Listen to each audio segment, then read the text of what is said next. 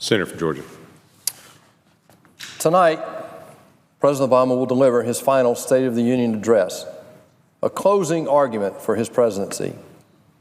This president, who promised change, will attempt to point to his administration's accomplishments, as many presidents have done in the past. This will prove, however, to be difficult because Georgians and Americans have seen change, but in the wrong direction. When President Obama took the White House, he promised fiscal responsibility. But right now, he's on track to more than double the debt in his tenure. He promised to work together in a bipartisan way, but he used the Democratic supermajority in those first 2 years to force through Obamacare and Dodd-Frank on the American people. He promised to bring us together, but he has served to divide us as a country.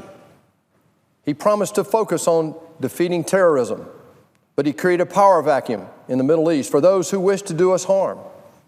There is no denying it. Under this president's failed leadership, the American people have had a tough several years. Today, more Americans have fallen into poverty under this presidency. Too many individuals and families have seen their health care premiums and their deductibles rise to points where they can no longer afford them. Our national debt is almost $19 trillion, Mr. President, which is well past any reasonable tipping point. And we have a global security crisis on our hands that makes the world possibly more dangerous than at any point in my lifetime. These are all symptoms of the president's failed economic policies, as well as a lack of leadership in foreign policy. Even by his own accord, the president has saddled our country with an irresponsible amount of debt, which at one time he described in the past as unpatriotic. Before he took office, then Senator Barack Obama reviewed President Bush's tenure in office, saying, and I quote, "The way Bush has done it over the last 8 years is to take out a credit card from the Bank of China in the name of our children, driving up our national debt from $5 trillion for the first 42 presidents of America. Bush 43 then added $4 trillion by his lonesome, so that we now have over $9 trillion of debt that we are going to have to pay back. $30,000 for every man, woman, and child. That's irresponsible. It's unpatriotic." These are the words of this president, Barack Hussein Obama. Let's be clear. Under this president, our national debt has ballooned to almost $19 trillion from $10 trillion. That means President Obama has added almost $9 trillion already and is on track to more than double before he's through this debt.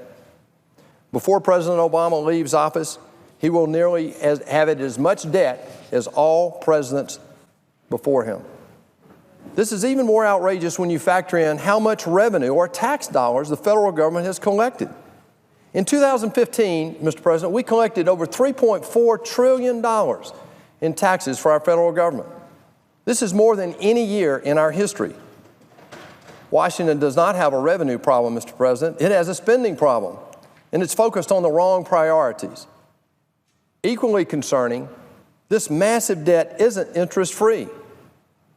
If interest rates were to rise to the 30-year average of only 5.5%, the interest on this debt would amount to over $1 trillion each year. Now, Mr. President, that's more than twice what we spend on all non-military discretionary spending. It's more than twice what we spend on our military, defending our country. It's totally out of control, and this is unmanageable.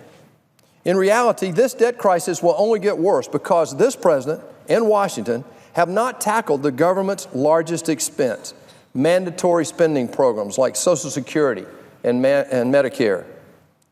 This debt crisis does not only present a fiscal problem, it is inextricably linked to the global security concerns we're seeing today. In order to have a strong foreign policy, we have to have a strong military. But to have a strong military, we have to have a vibrant and growing, strong economy. There is no secret, down through history, the countries who have had the strongest militaries and therefore the most secure foreign policy are those that had the most vibrant economies of their day. But under this president's foreign policy decisions, he's created a power vacuum and has put the country in a much weaker position. Today, our enemies don't fear us and our allies don't trust us. Just 3 decades ago, we brought down the Soviet Union with the power of our ideas and the strength of our economy. But look at the world today. Over the past 7 years, we've seen the rise of a global security crisis that's unrivaled in my lifetime. We've seen the rise of traditional rivals like China and Russia grow more aggressive. We've seen North Korea and Iran actually collaborate on nuclear proliferation. We've seen Syria cross red lines and terrorism fill power vacuums in the Middle East and around the world. Last week, North Korea claims to have successfully completed its 4th nuclear weapons test with a much more powerful weapon than they've possessed before. This is a sobering and stark reminder of the true consequences our country faces when our president shows weakness in the face of these radical regimes. And not only have we witnessed weaknesses, but we've also seen this president naively trust a country like Iran, the world's largest state sponsor of terrorism today. Since President Obama announced his dangerous Iran deal in July, despite strong bipartisan opposition, Iran has actively accelerated its ballistic missile program and continued financial support for terrorism in the region, in violation of the very sanction that we just heard on this floor, Mr. President. Iran has fired rockets near U.S. warships, fomented unrest in Yemen, taken more Americans hostages, refused to release an American pastor who's been held for 3 years, convicted an American journalist of spying, banned American products from being sold in Iran, and renewed its support for Hamas and Hezbollah terrorists. From the beginning, President Obama didn't listen to military advice and prematurely pulled our troops out of Iraq, creating another power vacuum. ISIS, of course, we now know, grew into that power vacuum and sprouted influence not only in the Middle East, but in Africa and Asia today. Last November, this president told the American people in a news interview, and I quote, "We have contained ISIS. They have not gained ground in Iraq. And in Syria, they'll come in, they'll leave. But you don't see this systematic march by ISIL across the terrain," end quote. Well, we now know ISIS has not been contained, Mr. President, in their ability to wage war against the West and will stop at nothing to deliver terrorism even to the shores of America. The President's plan has failed. It's plain and simple. And we sit here today with no strategy to defeat ISIS. The world needs to see decisive action from the United States, not empty rhetoric that can't be backed up. We need a new leader that takes every threat of any size seriously. Moving forward, nothing can go unchecked and unmet without relentless American resolve. No matter how you measure it, President Obama's economic and foreign policies have indeed failed.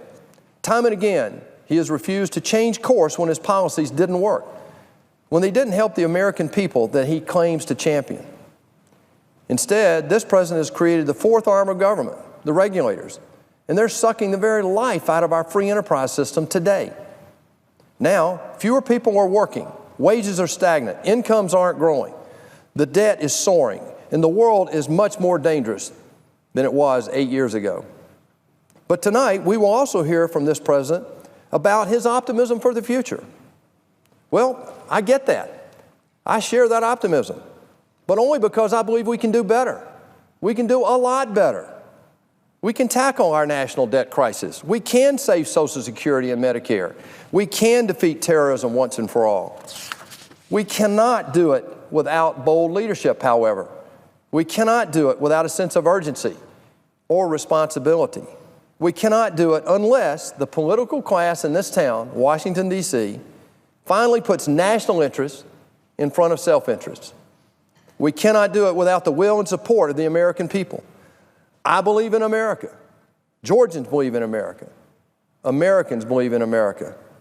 Americans have always risen to the crisis of the day, and I believe that we'll rise to this crisis. But Washington needs to really listen to the American people, focus on solutions they support, and unite our nation to make sure our best days are indeed ahead of us. We owe it to our children and our children's children, and the time to move is right now. The time for rhetoric has ended.